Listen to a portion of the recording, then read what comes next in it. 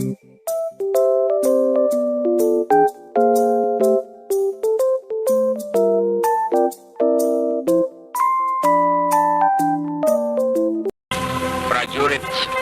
sekalian, kawan-kawan sekalian, terutama rekan-rekan yang sekarang kami sedang lepaskan. Pada materi kami kali ini, yakni pemberontakan G30 SPKI, kami akan menjelaskan beberapa hal. Yang pertama, pengertian dan juga tujuan G30 SPKI.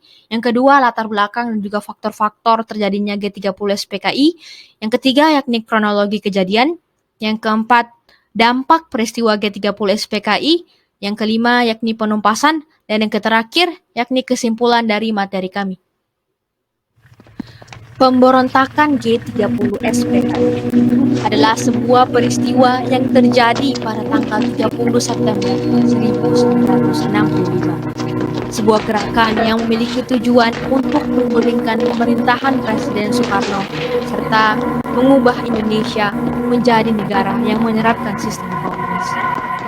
Peristiwa G30 SPKI ini adalah sejarah kelam yang terdapat 6 jenderal dan 1 kapten yang harus memegang nyawa karena dibunuh dan juga dikubur di sebuah lubang sumur yang berada pada daerah Lubang Buaya, Cipayung, Jakarta. Oke, sekarang kita akan mengenal 7 pahlawan revolusi yang menjadi korban gugur dalam tragedi G30 SPKI atau Gerakan 30 September. Terdapat 7 pahlawan revolusi, diantaranya ada 6 jenderal dan juga 1 kapten. Yang pertama adalah Jenderal Ahmad Yani. Terkait dengan kematiannya, Ahmad Yani dibunuh oleh pasukan bersenjata ketika dirinya memukul salah satu anggota yang akan menculiknya. Tindakan tersebut dikarenakan mereka tidak mengizinkan Ahmad Yani untuk berganti baju terlebih dahulu sesuai dengan kabar yang diberikan kepadanya, yaitu untuk menemui Presiden Soekarno. Yang kedua adalah Letnan Jenderal R. Supranto. Yang ketiga adalah Letnan Jenderal Tirto Darmo Haryono. Di akhir hayatnya, Haryono harus terbunuh ketika pasukan Cakrabirawa menerobos rumahnya dan menembak dirinya. Yang sebelumnya, ia memberikan perlawanan dengan merebut senjata dari salah satu anggota, tetapi hasilnya gagal. Yang keempat adalah Letnan Jenderal S. Parman. Kematiannya pun cukup tragis seperti jenderal lain. Bahkan di rumahnya ia tidak memiliki pengawal, sehingga anggota bersenjata sangat leluasa untuk masuk ke dalam rumahnya. Yang kelima adalah Mayor Jenderal D.I. Panjaitan. Kematiannya diakibatkan tertembak pada bagian kepalanya saat sedang berdoa yang dilakukan oleh pasukan Cakrabirawa di rumahnya. Yang keenam adalah Mayor Jenderal Sutayo Siswo Miharjo. Yang ketujuh, yakni Kapten Pierre Tandean. Di antara jenderal yang lain yang terbunuh, Pierre Tandean merupakan yang paling muda. Dirinya merupakan ajudan dari Jenderal A.H. Nasution. Pada peristiwa berdarah G30 SPKI, ia rela menjadi tameng bagi A.H. Nasution dengan berpura-pura menjadi Jenderal A.H. Nasution pada saat itu. Karena jasa Pierre, maka Jenderal A.H. Nasution dapat melarikan diri pada saat itu. Latar belakang G30 SPKI. Secara umum, G30 SPKI dilatar belakangi oleh dominasi ideologi nasionalisme, agama, dan komunisme (Nasakom) yang berlangsung sejak era demokrasi terpimpin diterapkan, yakni tahun 1959 sampai dengan 1965 di bawah kekuasaan Presiden Soekarno. Beberapa hal lain yang menyebabkan mencuatnya gerakan menewaskan para jenderal ini adalah ketidakharmonisan hubungan TNI dan juga PKI. Pertentangan pun muncul di antara keduanya. Selain itu, desas-desus kesehatan Presiden Soekarno juga turut melatar belakangi pemberontakan G30 SPKI.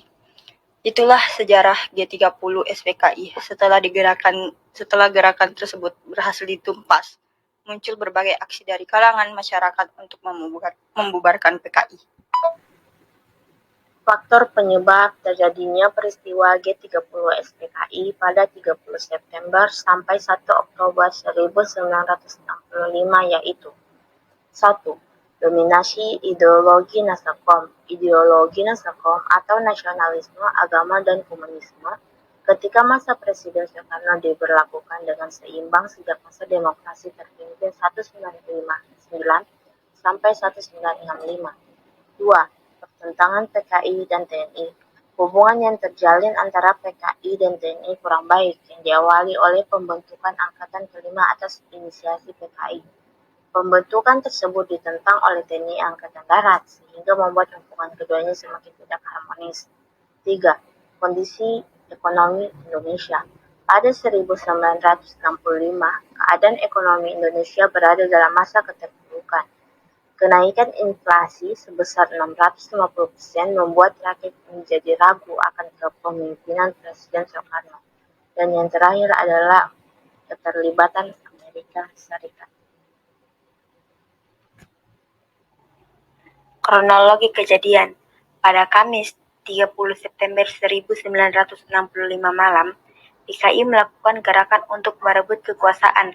Aksi inilah yang kemudian dinamakan Gerakan 30 September atau Gestapo yang dipimpin oleh Letkol Untung Sutopo, Komandan Batalion 1 Resimen Cakra Birawa, pasukan pengawal pribadi Presiden Soekarno.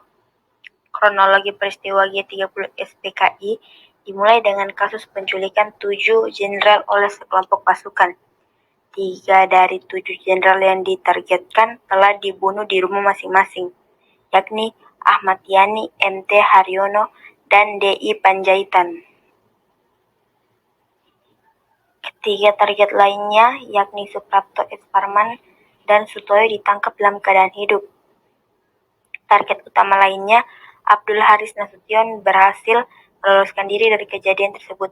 Namun sang putri, adik Irma Suryani Nasution dan ajudan A.H. Nasution, Pierre Theaden, tewas tertembak oleh PKI. Korban-korban tersebut kemudian dibuang ke sebuah lokasi di Pondok Gede yang dikenal dengan Lubang Buaya. Korban tewas pun bertambah dalam kejadian ini. Di antaranya adalah Bribka Karel Satsuwitubun, Kolonel Katamso Darmo Kusumo, dan Letkol Sugiono Manguwiyoto. Dampak peristiwa, kondisi politik bangsa menjadi tidak stabil karena adanya pertentangan di para penyelenggara dan lembaga negara. Timbulnya demonstrasi besar yang dilakukan oleh rakyat mahasiswa KMU, Kesatuan Aksi Pelajar Indonesia, KPI, Kesatuan Aksi Pemuda Pelajar Indonesia, di mana demokrasi ini mencetuskan Tri Tuntutan Rakyat atau Tritura dan dikeluarkannya Surat Perintah 11 Maret atau Supersemar.